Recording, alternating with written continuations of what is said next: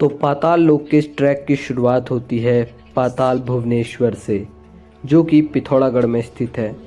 और आखिर हम इस गुफा के अंदर कैसे आए, तो पिछली वीडियो में माँ हाट कालिका के दर्शन करने के बाद हमने सोचा क्यों ना भगवान महादेव के भी दर्शन किए जाए, तो इसलिए हम आए पाताल भुवनेश्वर में।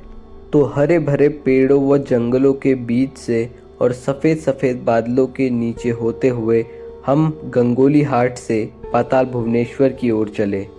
फिर हम पहुँचे समीर द्वार पर, जो कि पाताल भुवनेश्वर गुफा का प्रमुख और प्रारंभिक द्वार था। यहाँ से हरे भरे देवदार के पेड़ों और सफ़ेद सफ़ेद बादलों के बीच बसा था पाताल भुवनेश्वर मंदिर। तो हम सभी लोग चलने लगे। धीरे धीरे अब हम मंदिर के निकट पहुँचने लग गए थे, जहाँ से मंदिर के बोर्ड दिखना स्टार्ट हो चुके थे।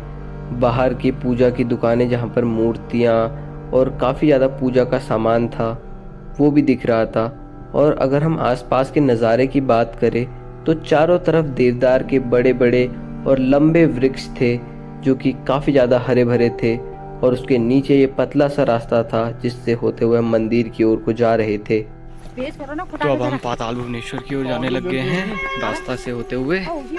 बाकी फ़ोन तो अलाउड नहीं है वहाँ, फिर भी देखते हैं कहाँ तक ले जाने देते हैं, तो उतना दिखाएंगे आपको। तो अब हम पाताल भुवनेश्वर मंदिर के प्रमुख प्रवेश द्वार पर पहुँच चुके थे, जहाँ से हमने मंदिर में प्रवेश किया। और यहाँ भी चारों तरफ काफ़ी ज़्यादा घंटियाँ बाँधी हुई थी और उनके साथ चुनरियाँ भी बाँधी गई थी, जिसमें लोग अपनी इच्छाओं को गांठ लगाते हैं। और इसी रास्ते से होते हुए हमने देखा काफ़ी ज़्यादा श्रद्धालु भी आते जाते जा रहे थे। तो मंदिर कमेटी से छुपते छुपाते हम मोबाइल को गुफा के अंदर ले गए। और गुफा के अंदर का नज़ारा कुछ ऐसा था कि पत्थरों के बीच बनी इस गुफा में कुछ इस प्रकार की सीढ़ियाँ थी और साइड में जंजीरों की भी व्यवस्था थी, ताकि हम आसानी से जा सके। और इन गुफा से होते हुए हम नीचे पहुँचे, जहाँ पर हमें शेषनाग का फन दिखाई दिया। उसके बाद हमारे 3 धाम केदारनाथ, बद्रीनाथ और अमरनाथ थे। कुछ आगे चलकर महादेव की जटाएं थी, जिनमें से गंगा निकल रही थी और 33 करोड़ देवी देवताओं का अभिषेक कर रही थी। तो प्रमुख शक्तिपीठ के दर्शन के लिए हमने डीपी नाम के एक चैनल से इस क्लिप को लिया, जिसमें हम प्रभु के दर्शन कर पाएंगे। तो अंत में चारों धामों के दर्शन करके हम ऊपर को वापस जाने लग गए, धरती लोक की तरफ को। दिखाने में यहाँ बहुत कुछ था, किंतु मोबाइल अलाउड न होने के कारण हम आपको ज़्यादा कुछ नहीं दिखा पाए।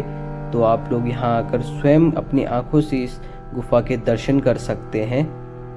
तो गुफा से वापस आकर हमने बाहर से शिवलिंग के दर्शन किए और वहाँ भी पूजा आरती की। और वहाँ से पूजा आरती कर कर हमने बाहर से धूप अगरबत्ती की, जो कि बाहर से एक और मंदिर था वहाँ पर।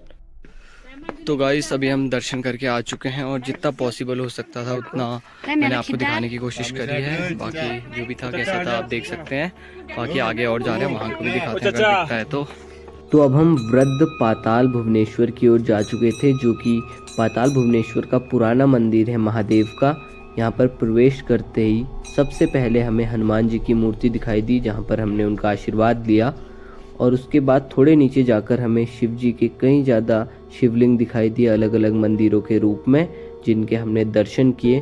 और उसके बाद जो पुराना और सबसे भव्य मंदिर है वो कुछ इस प्रकार का था, जहाँ पर बाहर से द्वारपाल थे, जिनकी आज्ञा लेकर ही अंदर जा सकते हैं।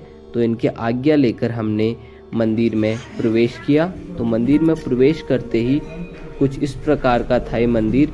भीड़ काफ़ी ज़्यादा थी। अंदर प्रवेश करते ही हमने पूजा पाठ की, जहाँ पर पंडित जी भी बैठे थे और उन्होंने हमें बताया कि इस मंदिर में हमें पहले आना था। पहले दर्शन यहाँ करना चाहिए, फिर वहाँ तो इसके बाद पंडित जी ने हमें मंदिर और पूजा आरती से रिलेटेड काफ़ी ज़्यादा महत्वपूर्ण बातें बताई। और ये भी बताया कि अगर आप लोगों में से कोई भी अगर पाताल भुवनेश्वर आए तो सर्वप्रथम आप इस मंदिर के दर्शन करें और उसके बाद ही गुफा वाले मंदिर में जाए। धन्यवाद।